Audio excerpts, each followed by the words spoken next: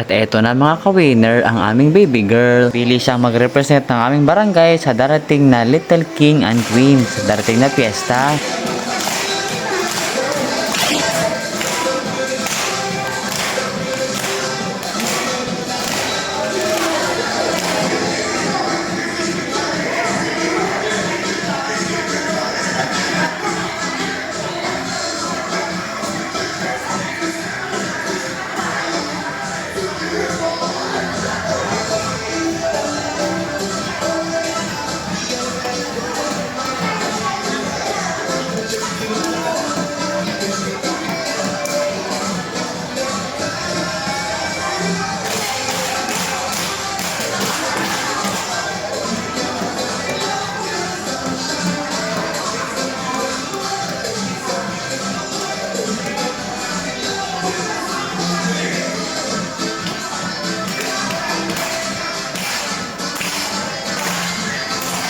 Kitang-kita naman namin na gustong-gusto niya ang kanyang ginagawa at porsigido siya. Kaya dito lang kami nak sa'yo nakasuporta. At kitang-kita naman na kahit siya ay kasama sa mga maliliit ay hindi naman siya nagpapahuli sa mga katunggali na malalaki.